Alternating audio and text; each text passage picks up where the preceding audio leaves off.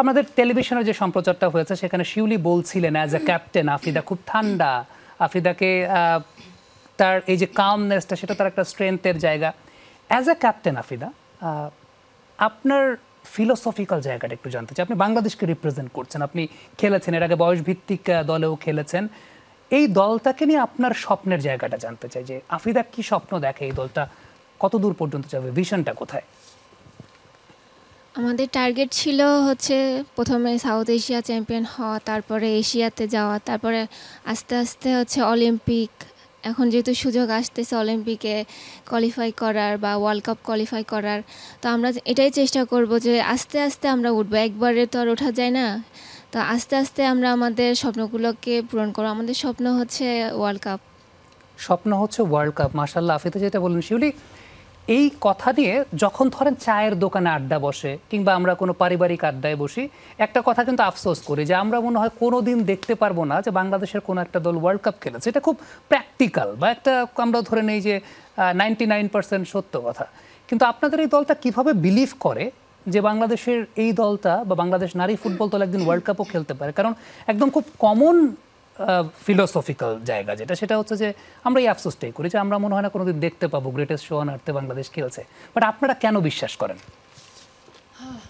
এটা হচ্ছে আমাদের উইনিং মেন্টালিটি, যেটা আসলে আমরা যখন ছোট থেকে ফুটবলটা খেলা শুরু করেছি তখন থেকে আসলে আমরা তো ধাপে ধাপে অনেক কোচ পেয়েছি। তো আমাদের সেই কোচদের থেকে আমাদের আসলে এই জিনিসটা পাওয়া যে আমরা যদি চাই, মানে আমরা যদি খেলতে চাই তাহলে সম্ভব। মানে এই বিশ্বাসটাই আসলে আমাদের, মানে আমার মনে হয় যে এই সফলতাগুলো আমাদের এনে দিচ্ছে। বিশ্বাসটা, আত্মবিশ্বাসের যে জায়গাটা। আফিদা, কোচ পিটার বাটলারকে নিয়ে একটু জিজ্ঞেস করতে চাই।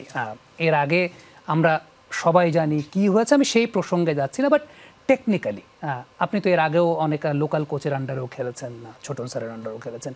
পিটার বাটলার কোন বিষয়টা তাকে আলাদা করে অন্য সবার চাইতে? মানে প্রত্যেকের একটা আলাদা বৈশিষ্ট্যের জায়গা থাকে না, পিটার বাটলার কোন দিক থেকে আলাদা অন্য সবার চাইতে?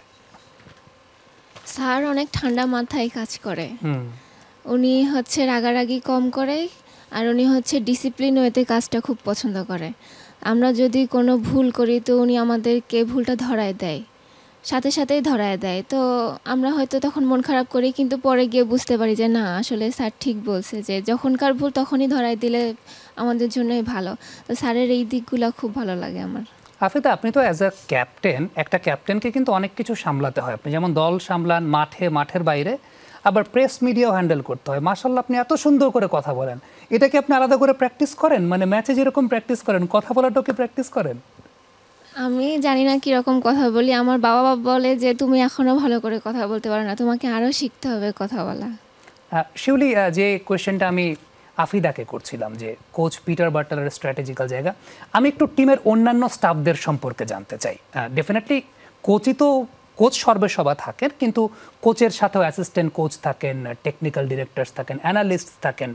এই টোটাল টিম ওয়ার্কটা আপনাদের দলে কেমন, বা স্পেসিফিক কোনো নাম কি মেনশন করতে চান যে এই দলটাকে অনেক ভালো বোঝেন তারা বা আরও বেশি মোটিভেট করেন? এন্টায়ার কোচিং স্টাফ সম্পর্কে জানতে চাই। আছেন, উনি হচ্ছে মাহমুদা অনন্যা, উনি হচ্ছে আমাদের অ্যাসিস্ট্যান্ট কোচ।